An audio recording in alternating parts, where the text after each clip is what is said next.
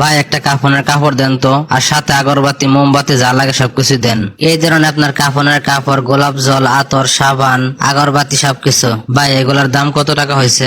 এগুলার দাম বেশি না, মাত্র 12,000 টাকা। আপনি এটা কি বলতেছেন? আপনার মাথা কি ঠিক আছে নাকি? একটা কাফনের কাপড়ের দাম কি 12,000 টাকা হয় নাকি? এগুলার দাম সর্বোচ্চ 1200-1300 টাকা হইতে পারে। আমার দোকানে এই দামে বিক্রি হয়। আপনার যদি ভালো লাগে তো নেন, না হলে অন্য দোকান থেকে নিয়ে যান। ভাই আপনি কিন্তু কাফনের কাপড় নিয়ে দালালি করতেছেন, আপনি কিন্তু এটা ঠিক করতেছেন না কাজটা। ঠিক আছে, আমি অন্য জায়গাতে নিয়ে যাইতেছি। ভাই একটা কাফনের কাপড় দেন, তোর সাথে যা কিছু লাগে সবকিছু দেন। দাম কত টাকা পড়বে? দাম বেশি না, মাত্র 15,000 টাকা দিলেই হবে। আপনি এটা কি বলতেছেন? একটা কাফনের কাপড়ের দাম 15,000 টাকা? আপনি যদি ওই দোকানদারের থেকে বড় টাকাতে হয়ে গেছেন। আসলে হয়েছে কি, আমরা তো এটা ব্র্যান্ডের দোকান, এটার কোয়ালিটিটা অনেক ভালো, আর এই কাপড়ের ফিনিশিংটাই তো অন্যরকম, আর এটার দাম তো একটু বেশি হইবই। আপনি আমার সাথে ফাইজলামি শুরু করছেন না? কাফনের কাপড় আবার ব্র্যান্ড হয়? লাগবে না আপনার দোকানের কাফনের কাপড়, যত সব জায়গায় গেলে সিন্ডিকেট। কাফনের কাপড় নিয়ে ব্যবসা শুরু করছে। আচ্ছা ঠিক আছে দেন ভাই, কি আর করার আছে, সব জায়গায় গেলে সিন্ডিকেট। আচ্ছা ভাই আপনি কি আমরা চিনতে পারছেন? না তো, আপনাকে তো আমার চিনা চিনা বলে মনে হইতেছে না। কে আপনি ভাই? ঠিক আছে, আমি আপনাকে মনে করাই দিয়েছি আমি কে।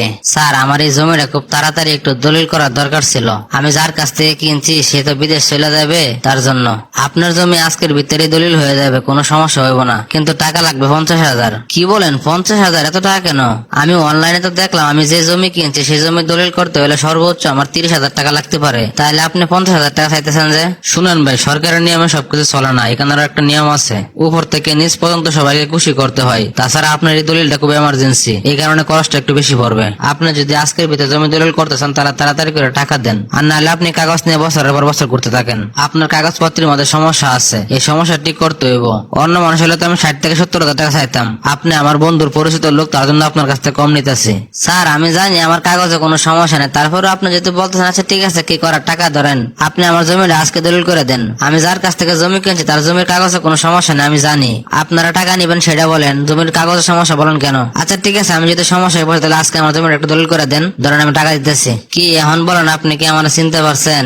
আপনি একটা সরকারি অফিসের পিয়ন, তারপরে আবার দালালি করেন। সরকারি অফিসে বসে দালালি করে আপনি আমার কাছ থেকে 27,000 টাকার কাজ 50,000 টাকা নিছেন। আমার দোকানের 1,000 টাকার কাপড়ের কাপড় কি কারণে 12,000 টাকা নিতে পারবো না আপনি বলেন?